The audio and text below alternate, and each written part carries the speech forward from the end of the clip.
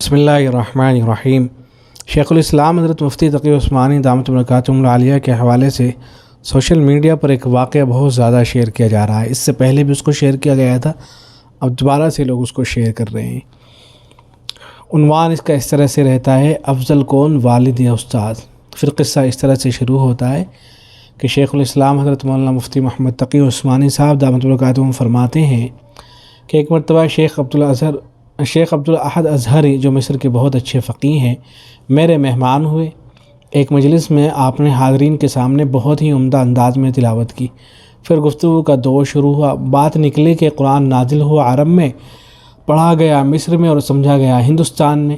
اس پر انہوں نے اپنا ایک واقعہ بیان کیا کہ ایک مرتبہ میں مسجد نبوی میں حاضر تھا۔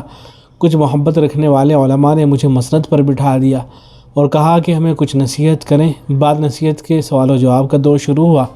کسی نے پوچھا کہ استاد کا رتبہ بڑا ہے یا والدین کا؟ میں نے کہا کہ بعض حضرات نے لکھا ہے کہ استاد کا درجہ بڑا ہوتا ہے کیونکہ والدین بچے کو نیچے لانے کی محنت کرتے ہیں، یعنی دنیا میں لانے کی محنت کرتے ہیں، اور استاد بچے کو نیچے سے اوپر لے جانے کی، یعنی دنیا سے آخرت میں لے جانے کی محنت کرتا ہے۔ اس جواب پر ایک ادھیڑ عمر کے آدمی نے کہا کہ مجھے آپ کا جواب سمجھ میں نہیں آیا ہے۔ میں نے کہا کہ آپ کچھ سمجھا دیجیے، تو وہ کہنے لگے کہ صحابہ کے دور سے یہ ترتیب چلی آ رہی ہے۔ غالباً حضرت معاذ رضی اللہ تعالیٰ عنہ اور جناب نبی کریم صلی اللہ علیہ وسلم کی ایک گفتگو کی طرف اشارہ بھی فرمایا کہ پہلے کتاب اللہ، پھر سنت رسول، پھر عمل صحابہ، پھر اخیر میں قیاس ہے، اور آپ نے پہلے ہی قیاس کو اٹھا دیا۔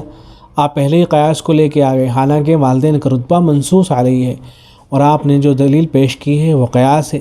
جب نص کسی چیز کی فضیلت میں وارد ہو جائے، وہ ہر حال میں افضل ہی رہتی ہے تاکہ کوئی دوسری نص اس کے خلاف وارد ہو جائے۔ میں نے اپنا سر پکڑ لیا کہ واقعی اتنی زبردستی چوک مجھ سے کیسے ہو گئی، جبکہ اصول میں یہ بات ہے کہ کسی چیز کی فضیلت یا کسی چیز کے ثواب و عقاب کو ثابت کرنے کے لیے نص قطعی ثبوت چاہیے، یا ایسا مضبوط بسند المتصل قول نبی چاہیے جو اس فضیلت یا ثواب و عقاب کے معاملے میں صریح ہو۔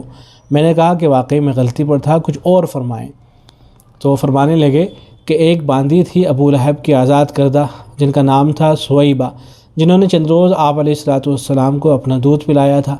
ایک مرتبہ وہ تشریف لائیں تو آپ صلی اللہ علیہ وسلم نے اپنی دستار مبارک ان کے راستے میں بچھا دی۔ یہ درجہ دیا اس ذات کو جس نے چند روز دودھ پلایا، تو جنم دینے والے کا حق کیا ہوگا؟ اور دوسری طرف حضرت جبرائیل علیہ السلام ہیں جو من وجہین آپ کے استاد تھے، ان کی آمد پر اس قسم کی تکریم ثابت نہیں ہے۔ تو میں نے کہا کہ آپ کے جواب سے اطمینان ہوا، کلام الہی اور عمل نبی کے بعد کسی چیز کی ضرورت نہیں۔ پھر وہ اٹھ کر چل دیے۔ میں نے کہا شاید کوئی فقیہ ہیں۔ اہل مجلس نے کہا یہ ہندوستان کے ادارے دارالعلوم دیوبند کے استاد حدیث مفتی سعید احمد پالنپوری رحمۃ اللہ علیہ ہیں۔ تو یہ مکمل واقعہ ہے، اس پر مجالس عثمانی کا حوالہ بھی دے دیا جاتا ہے۔ تو اس واقعے کے بارے میں حضرت مفتی تقی عثمانی دامت برکاتہم العالیہ سے معلوم کیا گیا، تو حضرت نے جواب میں لکھا کہ بندے کو ایسا کوئی واقعہ یاد نہیں ہے، اور اپنے بزرگوں سے ہمیشہ یہی سنا ہے کہ باپ کا درجہ مقدم ہے، اور شیخ عبدالاحد سے بندے کی ملاقات بھی مجھے یاد نہیں، نہ ان کو جانتا ہوں، اور حضرت پالنپوری رحمۃ اللہ علیہ کو بندہ جانتا ہے، انہیں نہ پہچاننا بھی سمجھ میں نہیں آیا۔ اور ایسے ہی ایک دوسرے صاحب تھے جن کا نام تھا خرم نذیر، راولپنڈی سے، انہوں نے بھی حضرت مفتی تقی عثمانی دامت برکاتہم العالیہ کو یہ واقعہ بھیجا، تو حضرت نے جواب میں لکھا کہ نہیں، یہ واقعہ میرے ساتھ ہونا مجھے یاد نہیں ہے۔ حضرت نے جواب میں فرمایا، تو حاصل یہ کہ حضرت مفتی تقی عثمانی دامت برکاتہم العالیہ کے حوالے سے اس واقعے کو نہیں سنانا چاہیے۔ ہو سکتا ہے کہ کسی دوسری شخصیت کے سامنے یہ واقعہ پیش آیا ہو اور انہوں نے پھر اس واقعے کو بیان کیا ہو، تو بہرحال جو صحیح بات ہو اس کو اسی طرح سے بیان کرنا چاہیے۔ کسی بھی واقعے کو کسی ایسی شخصیت کی طرف منسوب کر دینا کہ جن کے ساتھ وہ واقعہ پیش ہی نہ آیا ہو، صحیح طریقہ نہیں ہے، تو اس لیے اس کا خیال رکھنا چاہیے۔ والسلام علیکم ورحمۃ اللہ۔